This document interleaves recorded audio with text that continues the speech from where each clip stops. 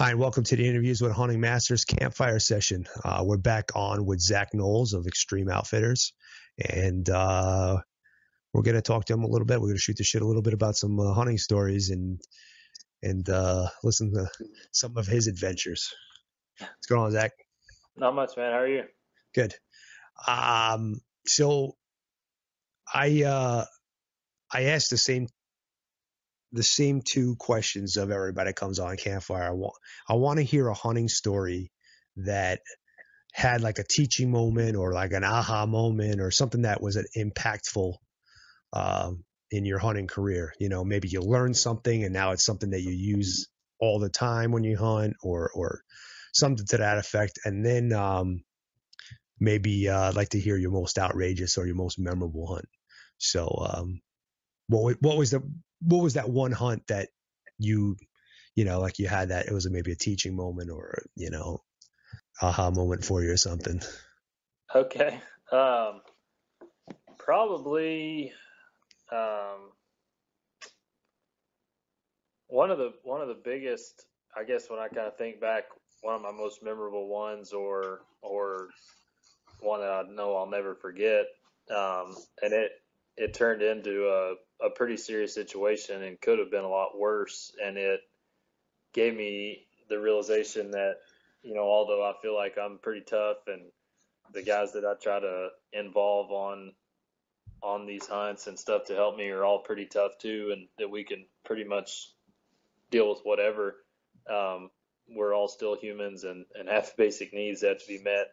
And we were on a desert sheep hunt in West Texas a couple of years ago in July. We'd packed in 7 or 8 miles into a canyon on horses and mules, and we're actually sleeping under they've got these guzzlers. They call them guzzlers there. I think y'all probably have them in Arizona too. Yeah. Basically an inverted tin roof that collects rainwater and dew and everything else and drains into a tank. And so anyways, we were camping under that, and we had packed in, I don't remember now, 6 or 8 cases of frozen water. And so by like the third day in 120-degree heat, we're drinking hot water, eating Spam, didn't have enough good quality food, didn't have enough quality water, Ugh. hunting and hiking like crazy. And so, I was at the time, I guess, 24 or 5, in about as good a shape as you can be in. The two guys that were helping me, same way, 20 years old and 25 or 6 years old. And like I said, we all kind of thought we were invincible. And so we hunted for, I don't remember now, 7 or 8 days. The hunter was actually in really good shape as well. And so we were going and going and hiking, I don't know, 6, 8 miles a day, and riding horses another 6 or 8 miles a day. And ended up finding a ram, got him killed, and he died we shot him across a canyon right at pretty close to dark. And so when we saw him go down, the horses and mules were back behind us about a mile, and the hunter he said, "I'm done." He said, "I can't go any farther. I can't go get that ram." He said, "You are going to have to go get him, and I'll just have to take pictures with the cape and the horns." So the other two guys went after the ram, and I took the hunter and went back to the horses, and we were going to all kind of meet down at the bottom of this canyon with the horses and ride back to camp. And long story short, the other two guys got up there and got the ram caped out and ended up coming down the mountain. Well, and after we shot, we realized that between the four of us, I think we had like 2 bottles of water. Oh, geez. We had a radio with a dead battery, just all stuff that could have been prevented. We should have had plenty of batteries to radio. Everybody should have plenty of water, but we didn't. So long story short, me and the hunter get down to where we're supposed to meet the other two guys, and I figured they'd be 9 or 10 o'clock at night getting to us, and it ended up being like at 3 o'clock in the morning. I haven't heard from them. Can't get them on the radio. Their radio is dead, and I'm getting pretty worried, and I can't leave I'm not gonna leave the hunter and go look for them, even if I could. I didn't have any clue where to go, where they were, and it's pitch black dark, and we're out of water, and I think we had like a half a bottle that we were saving for them, because we knew they'd be out when they got to us. And so I was, really just stuck there, couldn't do anything. And so I got up in a tree and put my headlamp on strobe and was hollering for them and trying to do everything, and couldn't get a hold of them, couldn't figure out where they were. And so finally, and to this day, it's a miracle. I looked at my phone. We're in the middle of West Texas in the Diablo Mountains. I mean, middle of absolute nowhere, no phone service all week. And I looked down at my phone to see what time it was, and I watched my phone go from no service to full 5 bars of LTE phone service. And so I'll tell people that story, and they don't believe me, but it's the truth. And so I called the other boy, and he answered his phone and told me, that they were out of water and they had come off the wrong mountain or the wrong finger, and they were lost. And I could tell by the look or by the sound of his voice, they were in big trouble. And I told him, I said, well, just put the phone down and holler, and I'll try to find you. And so we put the phones down, and he hollered, and I could just barely hear him, just a little faint voice way down on past us. And so I told him I could hear him, and I was coming to get him. And so I told the hunter to come behind me, real slow, and watch out. There's rattlesnakes everywhere. We killed like 40 rattlesnakes that week. Oh yeah. And so I told the hunter, I said, I'm gonna take off and go on up this drainage. I said, just come behind me real slow, lead the horses, don't get bit by a snake, and don't fall down, break your leg, and just come till you run into us. And so I took off at a trot to get to them. And when I got to these boys, they were down. One of them was throwing up. They were both kind of out of it, delusional, and we gave them the last of the water that we had, and got them on the horses and got back to camp. And luckily, when it was all said and done, everybody lived and made it through it. They were pretty sick for a couple of days, but wow. After that really made me, like, when I go into a hunt now, I think about, make sure we have plenty of water, make sure we have plenty of food, make sure we have batteries for the radios, make sure we got, first aid kit, because, everybody likes to think, oh, I'm tough and I've been doing the workout program all summer and I can run 5 miles and blah, blah, blah. And nothing, it's not going to happen to me, but man, you get out there in some of those, and it don't even have to be you don't have to be in the middle of nowhere. I mean, it can happen in your backyard, but when you get out in some of those places and there's no phone service, there's nobody around for 100 miles. I mean, you can't mess around out there, and you can't cut corners and take chances, or you can end up in big trouble. I mean, that deal there, had I not, I believe to this day, had whatever, those boys would have died. Yeah. And that was something that was totally preventable, if we'd had a little more water or a little more of this. And so that was a big learning experience for me, that although, whatever, I'm 25 and tough as nails, like those places like that are pretty unforgiving, and you've got to just make sure you're prepared and, take a satellite phone or an inReach or something, and take plenty of supplies and food and water. And so that really opened my eyes to that bad stuff can happen if you're careless. For sure. Yeah, a lot of guys always make fun of me for how much like survival gear I carry around with. Like, oh my God, man, your pack's heavy. I'm like, listen, it happened to me one time where I spent the night out in the freaking woods by myself, because I got lost or whatever, and I was like, I just don't want to be caught with my pants down ever again. So I want to be as prepared as I possibly can. If that means I have to pack around an extra 7-8 pounds of gear. Yep. It could save your life. For sure. I'll leave the spotting scope back at home. So I got my space blanket and some extra food. Yeah. Exactly. Yeah. So, you just always be prepared for the worst. And you can never tell. I was in Alaska on a Dall sheep hunt one time in July, and they had told me that it was going to be 70, 80 degrees all week. We'd be wearing shorts, like bring bug nets. It was going to be hot. And so I go up there, and you have to have there's only a certain amount of weight you can carry on the plane, and it's based on what you weigh. And so the less you weigh, the more gear you can carry.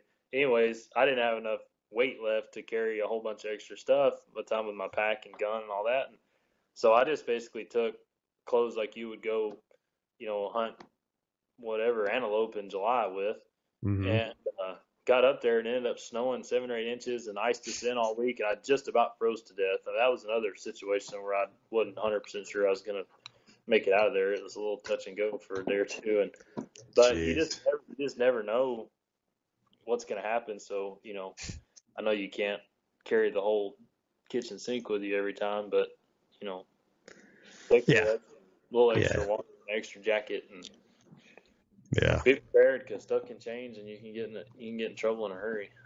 Yeah, but I've run into the problem with the water on a day hunt before. My cousin Yeah. Anthony and I were down where I took your dad cruise deer hunting, Oh yeah. and we were back there a ways. Hell, shit, me and your dad got into a little situation for a little bit. Yeah. you That know, was, that was a little comedy of errors, but I mean, I knew we weren't lost, but we were lost for a little bit. yeah. And you know, Anthony and I ran out of water. We had packed, hiked up into this back canyon, and we were pretty high up and it was January. It was freaking cold as shit that morning. And then it went from cold to 70 degrees. And I don't know. I think I maybe had just like one of those like little, Arrowhead bottles of water or something like that with me. And I started getting dizzy and crap. And it was just after one day, and I mean, luckily we weren't super far from the truck, but I started thinking to myself, I'm like, you know what? I never want to be put in that situation again. Yeah. Think about it. If it was a much worse situation, or have we been out further, or, whatever, Yeah. so You can't mess around with, you can go days without eating and be all right, or, you can find something to eat, but you run out of water, especially if it's hot, you get in trouble quick. Oh yeah. Yeah, that's for sure. Yeah. So tell me the story. I mean, that was a pretty memorable hunt. What's your most favorite hunt then? Because I don't want to use the same word memorable, because that's pretty memorable situation. What was your favorite, most outrageous, most, like shit, if you could do it 10 times more, you would do it again? Probably, I don't, it wasn't, well, I mean, there wasn't like anything crazy that happened. Well, I mean, I guess the whole thing was kind of crazy, but probably the most memorable probably one of what I would consider one of my best weeks ever was actually just this past January. I took. My son just ran into the office. Come here, buddy. Come here and say hi to Zach. Come here. Don't just hit on the door. I'm gonna grab him real quick. Okay.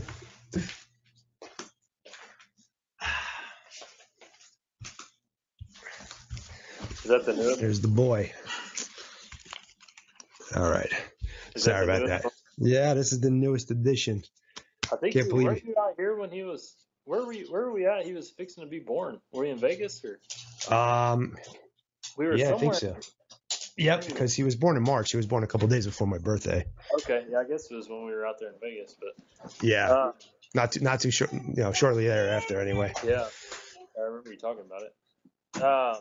So this year I took it's a client of mine who's actually become one of my best friends. It's a guy from Louisville, Kentucky. His name's Austin, and he's killed a couple elk with me, and deer and sheep and everything else. And so he calls me back last fall, and he says, or back in last summer, and says he's got these 3 buddies, and they all want to go do something, like go on a really cool trip and blah blah blah. And so I set him up on this ranch in Mexico. We go down and hunt with Hugo. I think you know Hugo. Yeah. And he's a freaking class act. I mean, just a character. And so I take him down there. We go to Hermosillo in January and go to the ranch. And we ended up, that week we killed, let's see, we went down there and there was 4 of them and they were all going to kill a deer apiece. And they ended up shooting, I know Austin killed 2 deer. Todd, one of the other guys, killed 2 deer. The other 2 guys killed a deer apiece. I ended up killing a deer. And then, so we killed, I think, 7 deer in like 4 days. And these are 7, the buck I shot was like a 32.5 inch wide management deer. I didn't even score any, but the 6 trophy deer that we killed were all over 180, one over 200, a couple over 190. I mean, could not have asked for a better week of deer hunting. Wow. And then when we got done with the deer, the neighboring rancher called and said he'd had a sheep hunter cancel, and he had a desert sheep tag. So I took Austin over there, and he ended up shooting a 184-inch desert sheep on the on the ranch next door. We weren't even planning on sheep hunting, and just that whole week, and I won't go into all the stories and the stuff that happened, but that was It's one. Mexico. It's enough I said. mean, if you haven't hunted Mexico, like you go down there in January, it's 80 degrees. You're staying in these little ranch houses, and it's just like the whole atmosphere, and they're playing freaking Mexican music and mixing margaritas, and you got big, huge outdoor grill, and a big fat Mexican guy cooking fajitas, and it's Yeah. just super laid back, and everybody has a big time. You go hunt, and there's giant deer, and like that to me, that was probably, or I know it was the most fun week of hunting I've ever had. It was with great guys, great friends of mine, and killed giant deer, killed a huge sheep, and ate like kings, and drank a little too much a couple days, and that was a blast. That's what I always tell people. Like, if you haven't experienced Mexico, it's so much fun. And if you go with the right people, everybody's Yeah. worried about the safety and all that. And if you go with the right people and people that know what they're doing, it's I feel safer there than I do walking through downtown Nashville. Well, So if you haven't done Mexico, you do it. It's a yeah. blast. Cool. Well, awesome, man. I thank you for coming on and sharing your stories with us. Where can listeners find out more about you? So I need to build a website. I've been in the process of building one for like 5 years now, but it's not I done. know. So right now, you can probably the best way to find me and keep up with me, see all my stuff, is on Facebook. You can look up my personal page. It's Zach, Zach, and then Knowles, Knowles. Send me a friend request, or you can look up Extreme Outfitters. I have a business page, and it's XTREME. There's no E on the front of Extreme, and then Outfitters. You can follow that page, and I'm pretty much a one-man show. I've got some guys that work for me and guide for me different places, but I'm the sole owner of it, and I'm the all there is. And so I try to stay really available to people, and I'll send you my phone number or whatever, and you're welcome to call me, text me, Facebook me, Instagram me, whatever.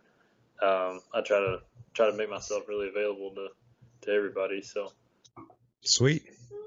All right, man. Well, thanks. I'll talk to you soon, and look forward to hearing your adventures from this season. Yeah, man. Good luck to you too. You got some cool stuff planned. So. Yeah, I'm excited. Got some good tags this year, and oh yeah, quite a few good hunts. Yeah. Has my dad told you about his draws this year? Yeah, he said. Well, he told me he got Kansas mule deer. Yeah, he's got 5 mule deer tags, 5 rifle mule deer tags this year. 5? 5. Jesus Christ. He's got a New Mexico one, a Utah one, a Kansas one, and 2 in Nebraska. Good for him. Yeah, so his luck continues. Jesus. Yeah, he's lucky SOB. I'm telling you. So I'm going to start putting it into the party. Yeah, exactly, right? Because I can't draw anything, so. Yeah, it's all right. You wouldn't have time to go anyway. I'm telling you. Yeah, that's like that cruise deer tag I had to give up, so. Yeah, right? Yeah. So. That's why you got to. Well, after you get done messing around in Mexico, come up and hunt with me in January. We'll go chase some muleys. We'll go chase some muleys around. Yeah, sounds good, man. That won't cost you $7,000. Yeah. Yeah, broke out for it, so. All right, man. Take it easy. All right, buddy. See you.